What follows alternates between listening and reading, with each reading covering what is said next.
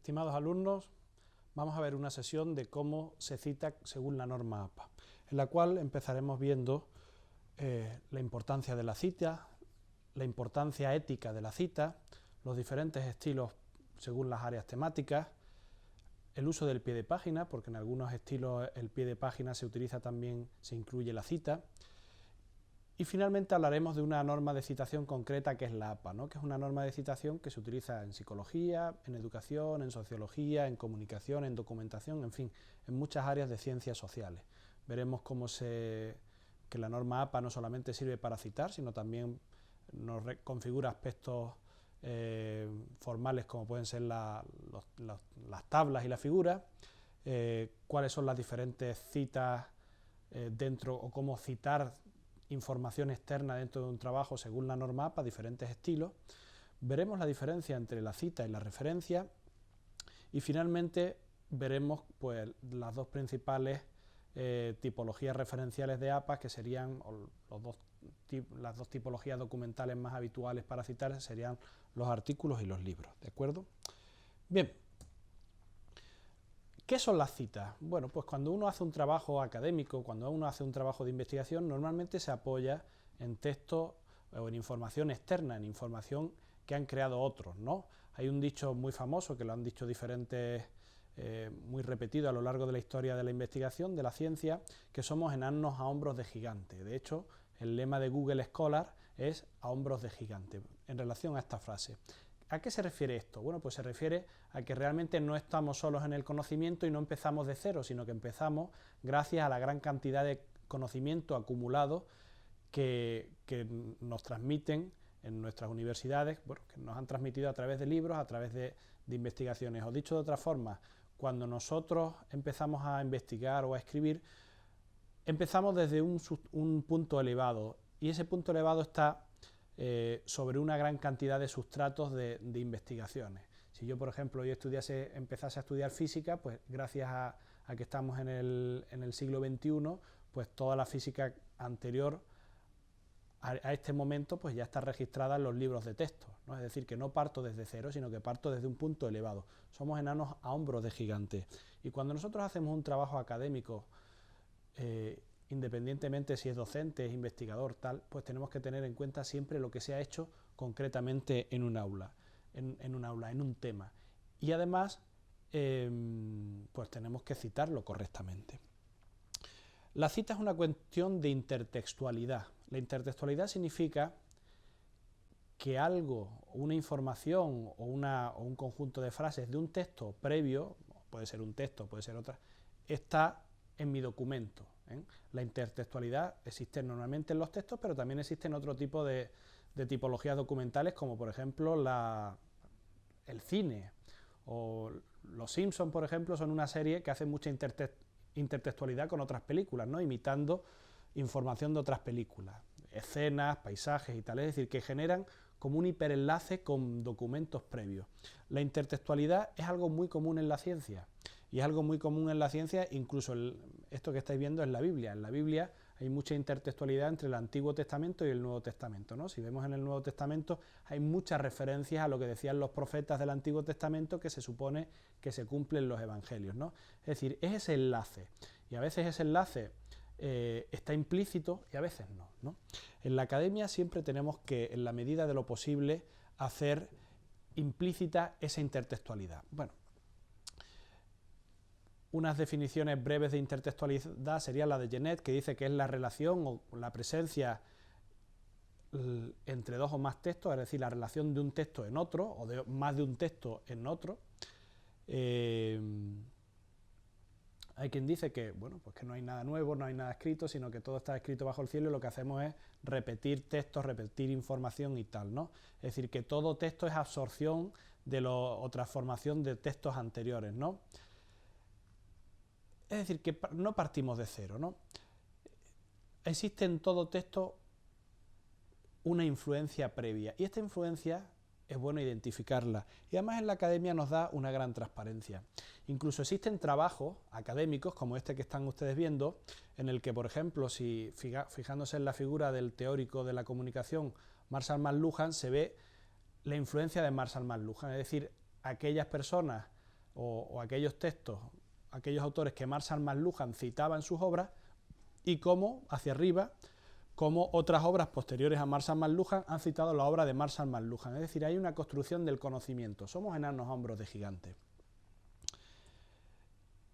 La importancia, las citas además en el ámbito académico y sobre todo en el ámbito de la investigación, tienen mucha importancia porque en cierta manera es una especie de reconocimiento.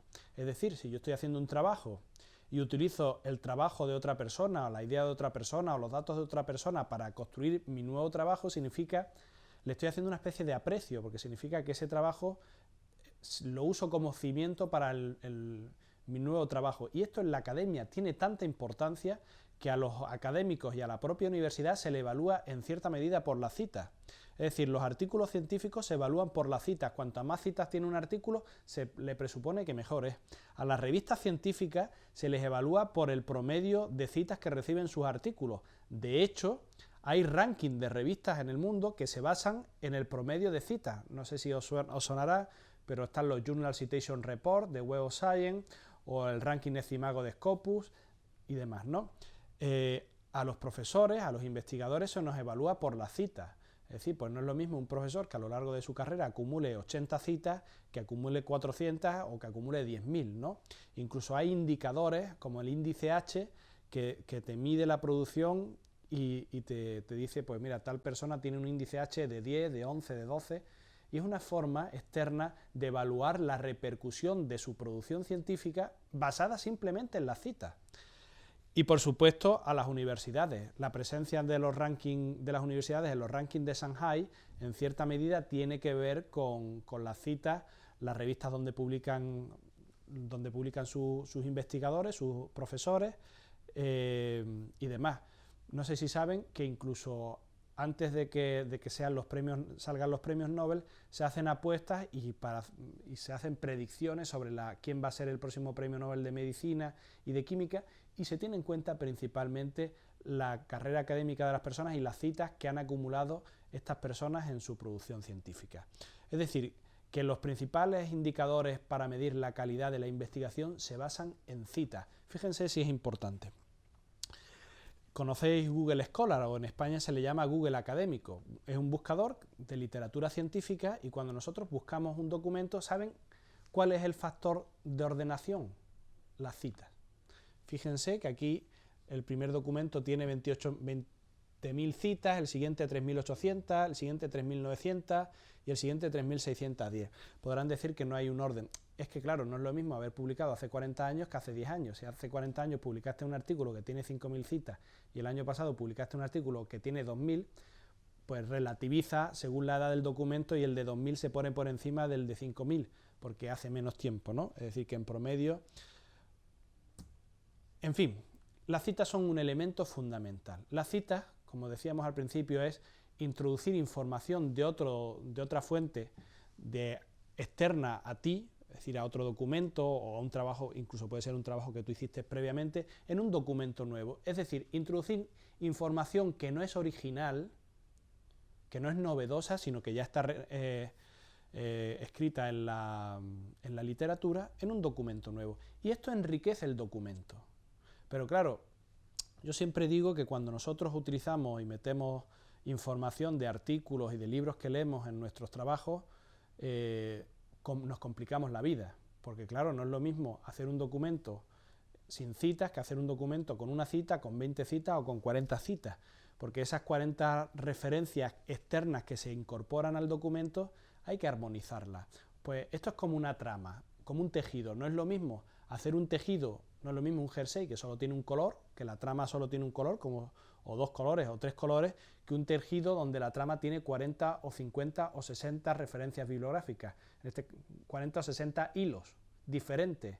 Tienes que armonizarlo, porque si no, eso puede ser un caos completamente. Es decir, que cuantas más citas, cuanta más información introduzcas en tus trabajos, mejor tienes que ordenar los apartados del trabajo y tal, pero claro, por otra parte, si lo haces con éxito, tendrás un tejido, tendrás un trabajo mucho más valioso. Y esto es importantísimo y fundamental, ¿eh? Los mejores trabajos, os voy a dar un ejemplo, en el área donde yo publico, en comunicación, en las revistas internacionales, hay un promedio, más o menos, cada año varía ligeramente, pero cada artículo, que los artículos suelen tener entre 10 y 15 páginas, cada artículo tiene en promedio 40 referencias bibliográficas externas. Es decir, que hay que hacer cierto esfuerzo para hacer o redactar los resultados de una investigación, para contextualizarlos correctamente. Cada cita nos aumenta la riqueza, pero también aumenta la complejidad del documento. Una complejidad que hay que armonizar. Si lo hacemos con éxito, tendremos grandes documentos. Bien, la citación también tiene un aspecto ético, porque no usar citas, o dicho de otra forma, cuando hay una idea externa a nosotros, o se ha cogido copiada de un documento externo y no reconocerlo, no identificarlo, estamos atribuyéndonos que esa idea es nuestra. Si no decimos que la idea es de otro, parece que la idea es nuestra, sobre todo porque es nuestro documento, es nuestro TFG, TFM, lo que sea, nuestro artículo, lo que sea. Por tanto, no citar las ideas externas supone plagio. Tanto las ideas como los datos, como las frases ajenas. Lo normal suelen ser ideas en el ámbito académico, pero las frases ajenas también pueden tener cierto valor, ¿no? Por ejemplo, en el ámbito de la literatura, pues las frases son construcciones con cierto estilo y cierta belleza que tienen cierto valor. Por lo tanto, también hay que, las frases, cuando utilizamos frases que no son comunes y que no son propias, pues también hay que citarlas.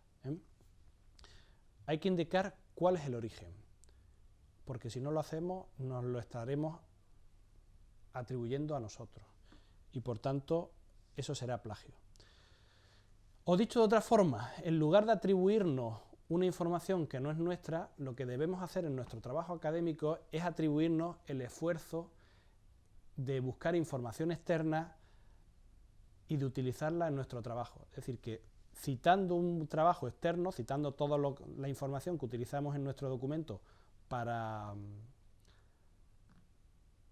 su composición, lo que estaremos es añadiendo transparencia, y a nuestros evaluadores, a nuestros profesores o a nuestros evaluadores en la revista, le estaremos indicando efectivamente un aspecto muy interesante, que es de cuánto me nutro yo de fuentes externas y qué características tiene esa fuente externa, ¿no? Y eso es un valor interesante, es un valor que se evalúa. ¿Por qué citar correctamente? En primer lugar, porque las ideas externas normalmente son subjetivas, son las ideas de otras personas. Entonces, cuando citamos la idea de otra persona e indicamos que efectivamente es de otra persona, nadie nos va a juzgar por esa idea, sino que es de otra persona. Nadie nos va a pedir cuentas ni nada. En segundo lugar, por la autoridad. Si nosotros citamos personas con autoridad, pues oye, son citas de autoridad que dan mucho empaque al texto, Si nosotros citamos correctamente todo lo que es externo, en nuestro documento, si descartamos, permitirá que el evaluador identifique exactamente qué es lo que hemos hecho nosotros y lo que no, con lo cual permitirá identificar mucho mejor la aportación propia, una vez que se ha descartado todo lo que he citado, ¿no?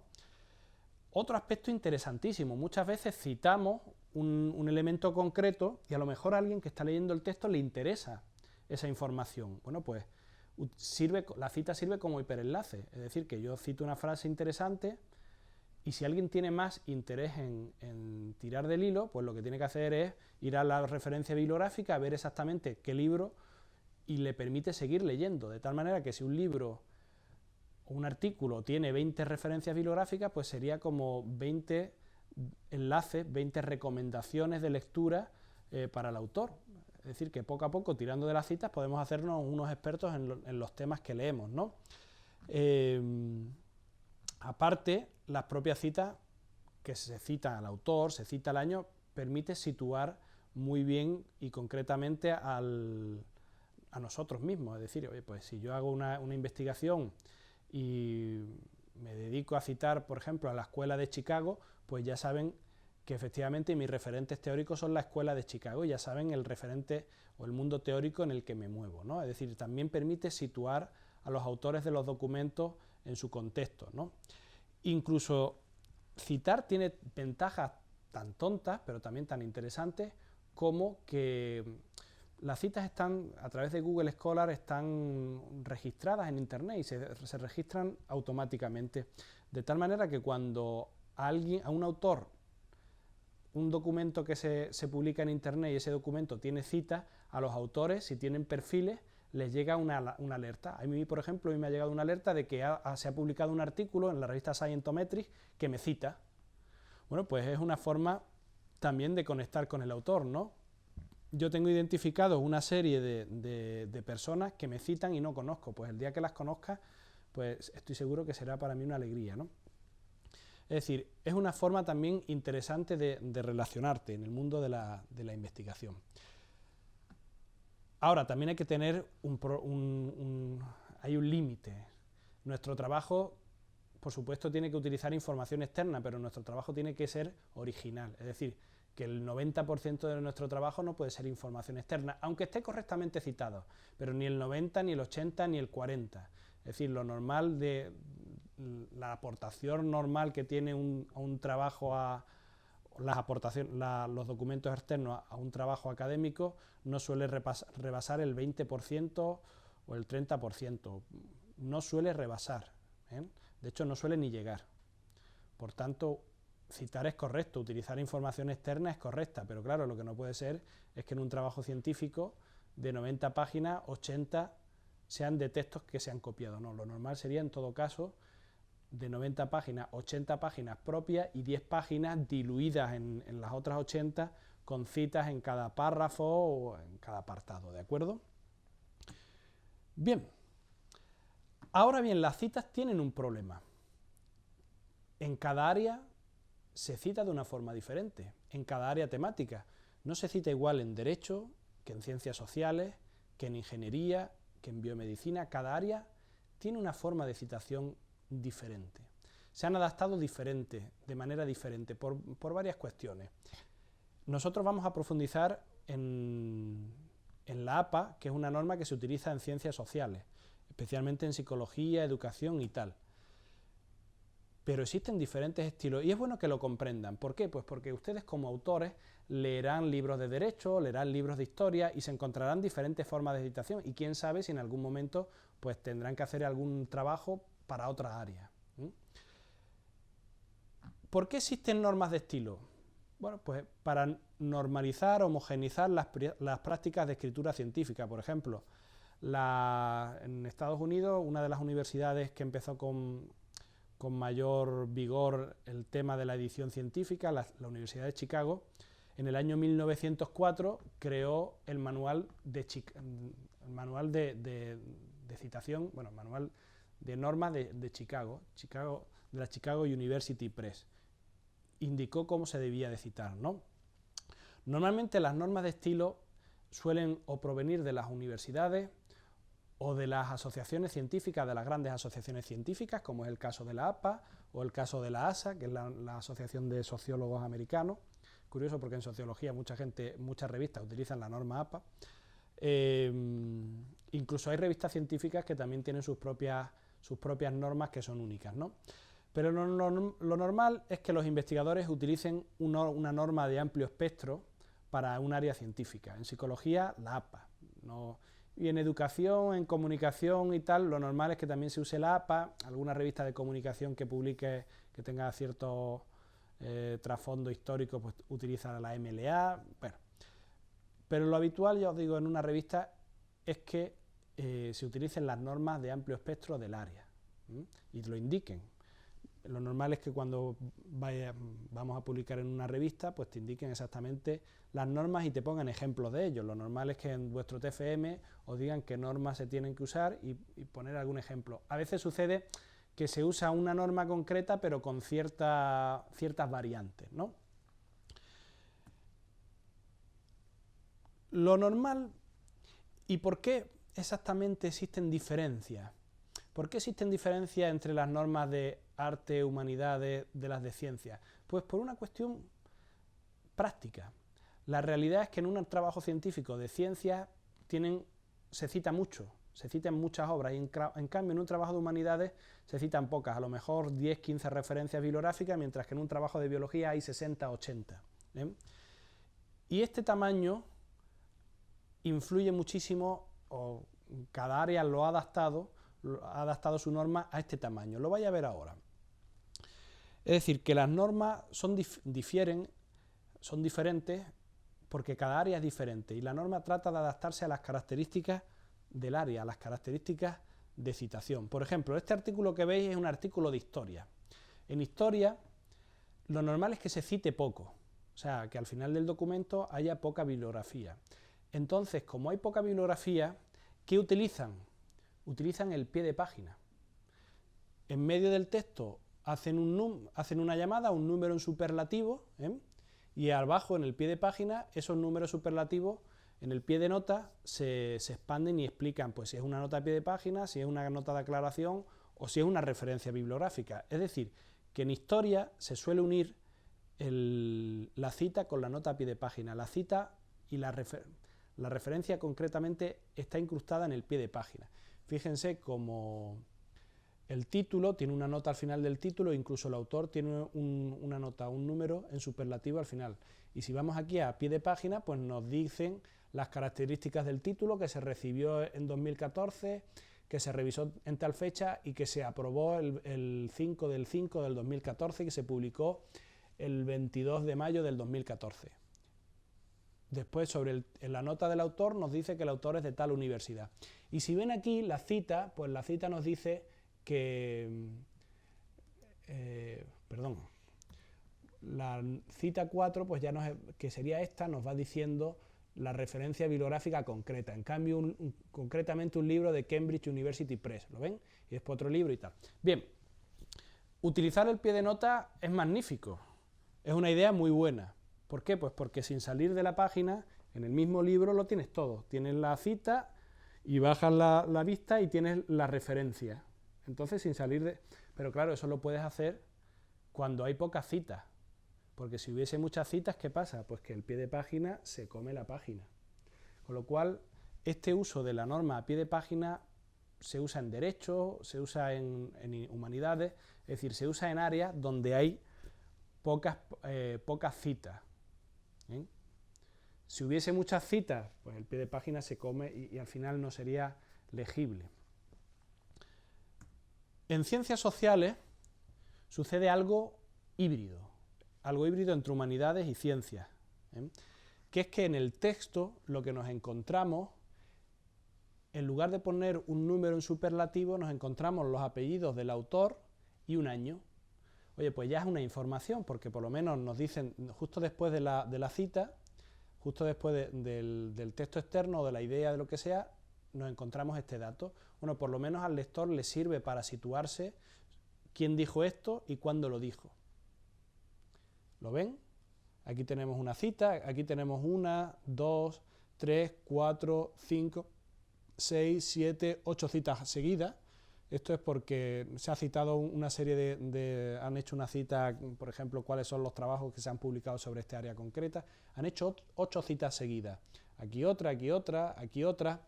Fíjense cómo en este texto, que es de educación, por cierto es de la Revista Española de Pedagogía, que se edita aquí en la Universidad Internacional de La Rioja, fíjense cómo este texto, que es de educación, en la primera página tiene muchas citas. Si hubiésemos puesto la referencia bibliográfica en el pie de página, nos come el pie de página. ¿Qué sucede? Bueno, pues que en las páginas que leemos no tenemos la referencia bibliográfica completa, no sabemos ni el título, ni el nombre de la revista o la editorial de la revista y tal. Esa información no la tenemos de manera inmediata, pero si nos vamos al final del artículo o del capítulo, en la bibliografía, pues nos encontramos la bibliografía ordenada alfabéticamente, esto se ha ido un poco, ordenada alfabéticamente, y estarían estas citas, de tal manera que, por ejemplo, Davis está justo aquí, ¿lo ven? Este Davis está justo aquí, Davis del año 86, y entonces ya podemos ampliar. Sería un sistema intermedio, y el más importante quizás es el de biomedicina. Bueno, el más importante, el más potente, y digo potente porque es el que más citas utiliza.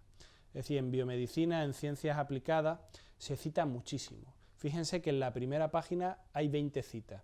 ¿Qué se hace? Se cita Concretamente se pone en superlativo el número de los documentos, del 1 al 2, fíjense aquí pone de 3-5, lo que significa que se incluiría el 4 también, y no hay más información. Hay tantas citas que si tuviesen que poner los apellidos de los autores, y además hay un problema, porque en ciencias lo normal es que un artículo de investigación no lo haga un autor o dos, sino que lo haga un equipo a lo mejor de 5 o de 8 autores, con lo cual si tuviesen que poner los apellidos de los autores se comería el texto. Entonces lo que se hace para que el texto sea fácilmente legible es que se pone un número en superlativo y al final, en orden de aparición en la bibliografía, pues se ponen todas las referencias bibliográficas. Yo solamente os he puesto 29, pero este artículo tenía unas 60. Solo os he puesto las primeras 29 porque no cabían más, ¿eh? Es decir, que tenemos tres estilos. Un estilo, nota a pie de página. Un segundo estilo, que se llama estilo apellido año, ¿eh? Y un tercer estilo, cita corrida, que tiene su correspondencia en la bibliografía. Por cierto, en todos los estilos hay, al final del documento, un apartado que es bibliográfico, ¿eh? Bien, como hemos visto, el pie de página en Humanidades se utiliza para meter las citas, pero para meter las citas y notas aclaratorias, ¿no? La idea del pie de página real es incluir información relevante para el texto, pero una información que si la metiese o la incluyese en el mismo párrafo, en cierta manera ralentizaría o derivaría un poco la idea principal del párrafo y ralentizaría la lectura, ¿eh? Con lo cual lo mejor es esa información, que en muchos casos es de tipo técnico o aclaratorio, ponerla en el pie de página. Como hemos visto en Humanidades, por ejemplo, se utiliza también el pie de página no solamente para poner esa información, sino que también se incluye las referencias bibliográficas, ¿no?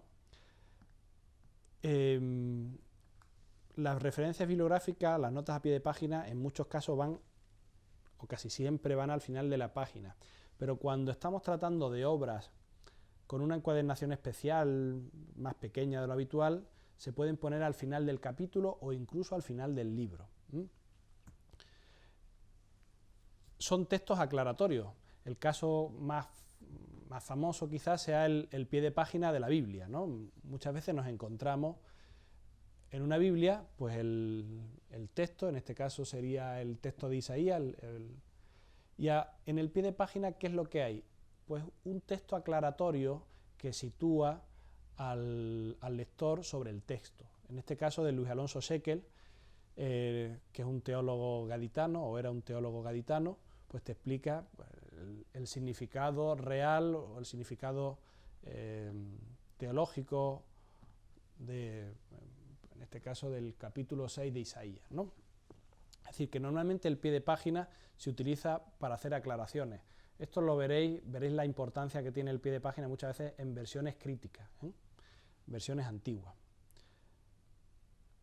Bien, y nos vamos a quedar en este primer vídeo, en esta parte. Ahora en el segundo vídeo haremos una introducción a la norma APA.